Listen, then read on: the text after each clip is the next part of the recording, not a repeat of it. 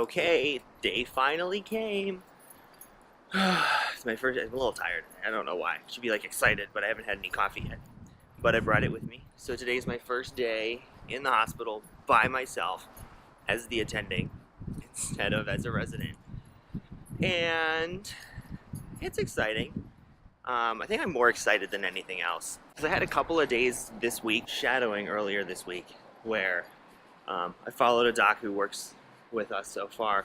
But that was more like residency stuff, like still just following around, nodding, saying hi to people, but getting a really good idea of how the workflow works. So I have a little bit of an idea of what's going on as I get started, which is good. Just trying to get everything started, get on my way. So I'm not like crazy nervous. I am nervous to be alone, but I also, because I work for like a big corporation, I have like 100 people that I can call at any time for if I get overwhelmed or backed up or something. And everyone's been super friendly. So we're gonna drive to the hospital and then start taking care of people on my own. So I'll give you an update when I get there.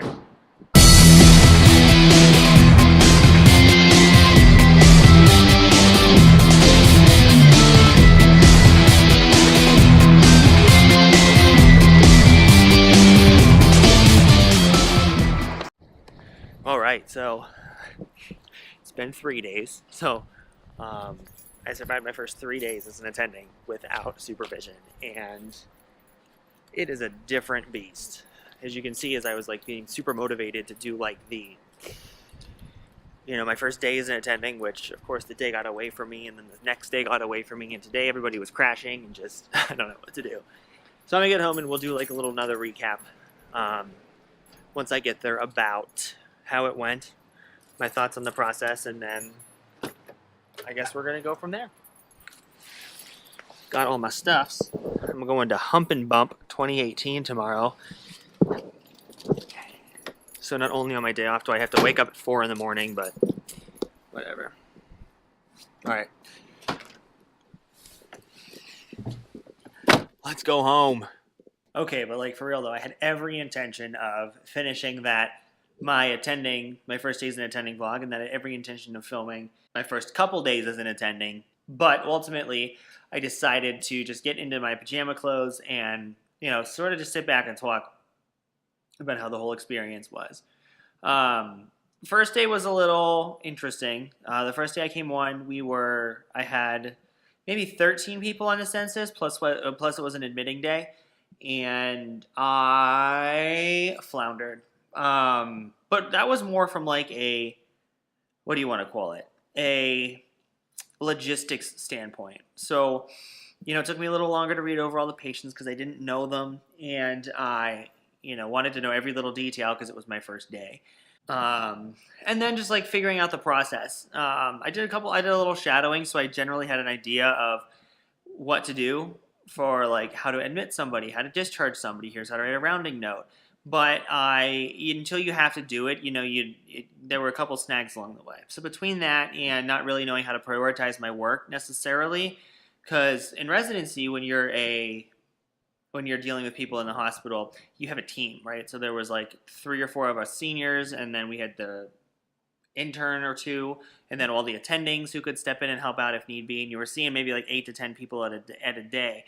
Now there were 13 people to see in a day, plus admissions and discharges that were just one person. So got behind the first day from a logistics standpoint, but nothing really bad happened. I ended up losing 3 patients. Gave them away they sent one of the medical directors to help me out. So she took 3 of my patients, which was very nice of her. And I had to jet early to go to a corporate meeting. So between all of that, and then I had to go back to the hospital and finish all my notes. And between all of that, that was long. Day 2 went a little better. Day 2 put me to the test because one of my patients went south.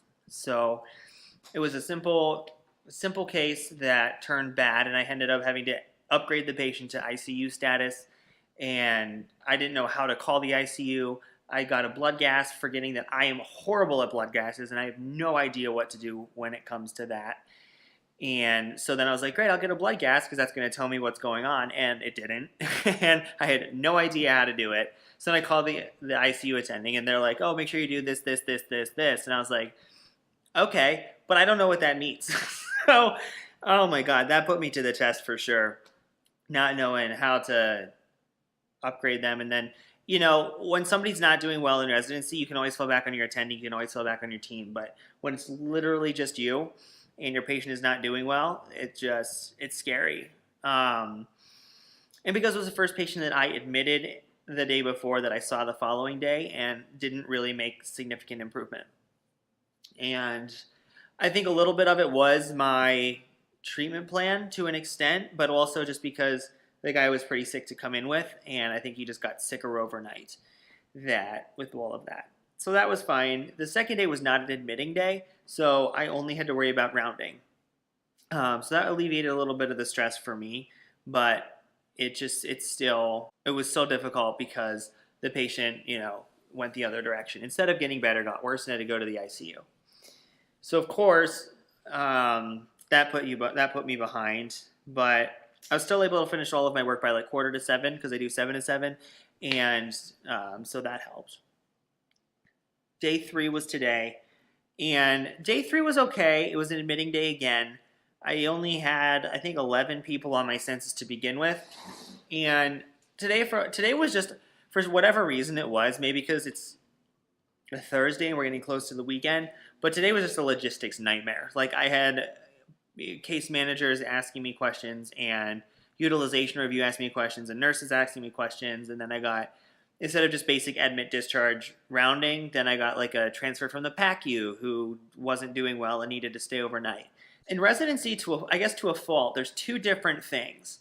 The orthopedic service, if the patient, first of all, we had a bunch of patients who never really had elective procedures, so I didn't have a lot of patients who were getting knee replacements or who were getting medical clearance for orthopedic surgery. So to come into a patient population who all has commercial private insurance, they're all getting knee replacements. So I have no experience with that. And if the way we were in residency, if a patient came in with an acute fracture and operative management was indicated for the orthopedic cases, ortho admitted and took care of their own patients, and we never went near them.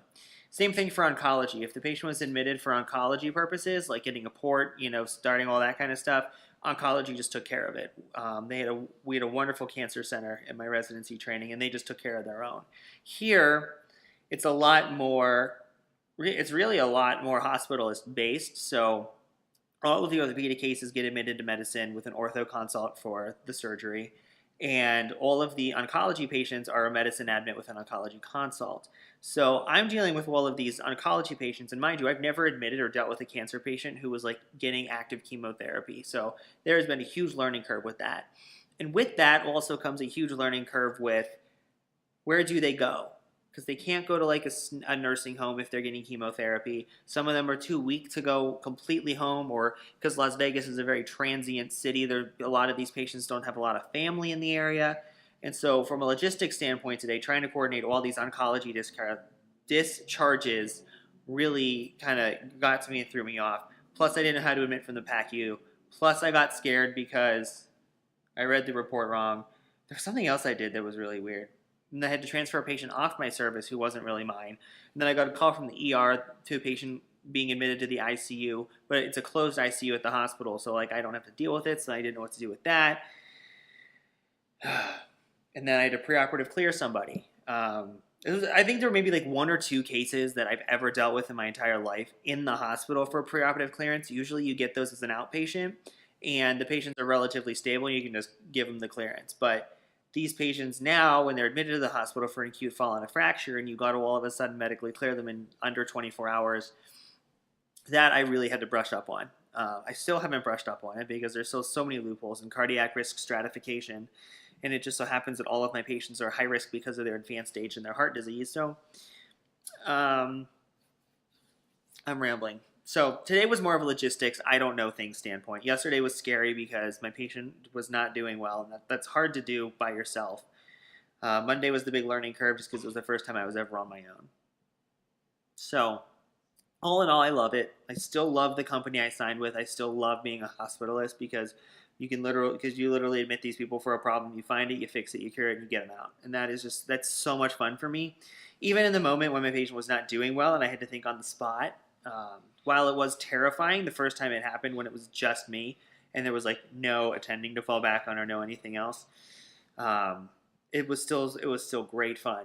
And I don't know, I'm so terrified to call consultants because I feel like they're just gonna like yell at me for not being able to manage something, but they've all been so nice and super helpful. And half of them give you their personal cell phone number and say, call, text me anytime you have a consult or a question. Don't go through the answering service. You don't need to.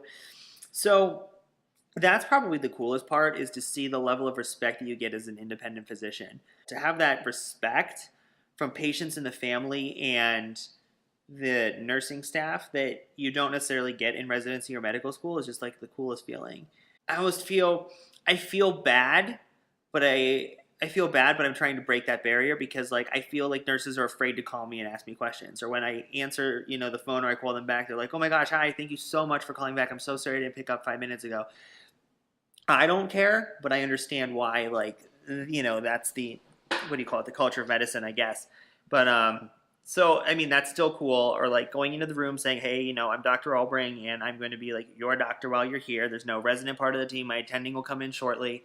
It's like, here's what we're doing. If you need a cardiologist, I get the cardiologist." And so that's cool. The level of respect is really cool. The level of, I guess, independence is terrifying, but it's cool at the same time too. But it's draining, and I don't understand how the other hospitalists in my group can see like 30 people in a day at the other hospital when I can barely get through 11 at mine, and I'm not admitting. So it's a steep learning curve for sure, but overall, I love it. I love being back in the hospital. I love being back taking care of people, and it's really fun. So I'm almost like sad that I have to take 2 days off right now because of the way the schedule panned out.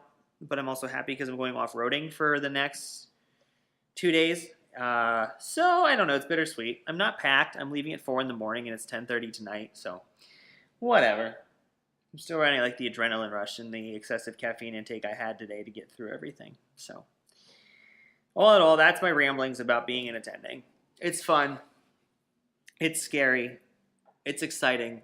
And my biggest advice, I don't know if you're a new attending, is just like, hey, trust yourself. Maybe internal medicine doctors are different because they did a lot more inpatient in residency than we did in family medicine. But you got to trust yourself. You got to make some decisions. If you don't know it, look it up, and do not be afraid to call your consultants. I have another theory on that too because I'm private insurance, so I feel like they're more willing to work with me as opposed to like this Medicaid population that I'm used to dealing with for the past forever, when the patients are just sicker and they don't pay any money insurance-wise. So that's my theory on that too. But like all of the attendings are super nice, and because we're a big commercial insurance company, that